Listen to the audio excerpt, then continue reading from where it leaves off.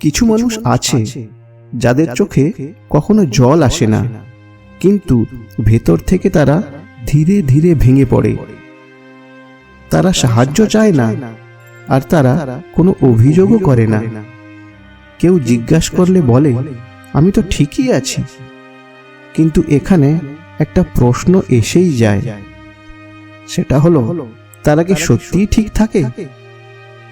আজকের ভিডিওতে এই সত্যটাকে নিয়েই 5টি লক্ষণের কথা বলবো। প্রথম লক্ষণ, নীরবে কষ্টে থাকা মানুষরা সবচেয়ে বেশি ব্যবহার করে এই লাইনটা, আমি তো ঠিকই আছি। এর কারণ তারা ভয় পায় পাছে কেউ তার দুর্বলতাটা বুঝে ফেলবে, কেউ তাকে প্রশ্ন করবে, কিংবা কেউ তাকে বোঝা বলে ভাববে। তাই তারা হাসে আর ভেতরে তার কষ্টটাকে লুকিয়ে রাখে। দ্বিতীয় লক্ষণ, তারা কোলাহলের মধ্যে থাকলেও ভেতরে ভেতরে থাকে একা। আলাদা থাকতে তাদের শান্তি লাগে, কারণ সেখানে কাউকে অভিনয় করতে হয় না। কিন্তু এখানেই একটা সমস্যার সৃষ্টি হয়। এই একাকিত্ব ধীরে ধীরে তার অভ্যাসে পরিণত হয়, যার ভবিষ্যৎ পরিণতি কিন্তু খুবই ভয়ঙ্কর।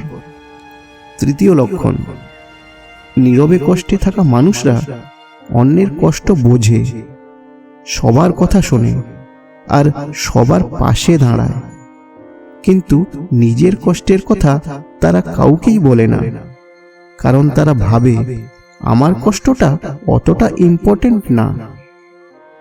চতুর্থ লক্ষণ, তারা নিজের কষ্টটাকে ভাবে এটা কিছুই না, আমি অ্যাডজাস্ট করে নেব।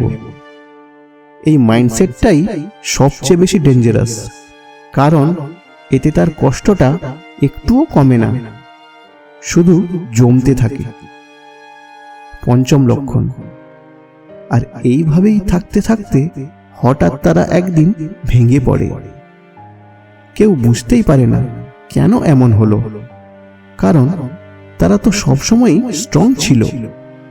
কিন্তু একথাও বোঝা দরকার যে স্ট্রং হওয়া আর কষ্টে থাকা এক জিনিস নয়।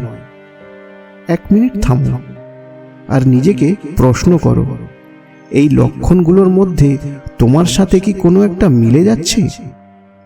তাহলে একটা কথা মনে রেখো, যারা নীরবে কষ্ট পায় তাদের এই কথাটা মনে রাখা দরকার।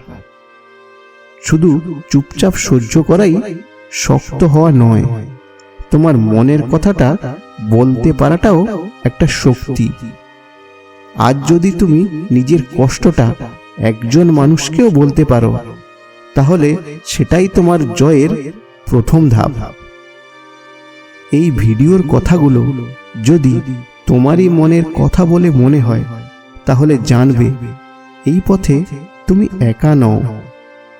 এই চ্যানেল তাদেরই জন্য যারা চুপচাপ লড়াই করে।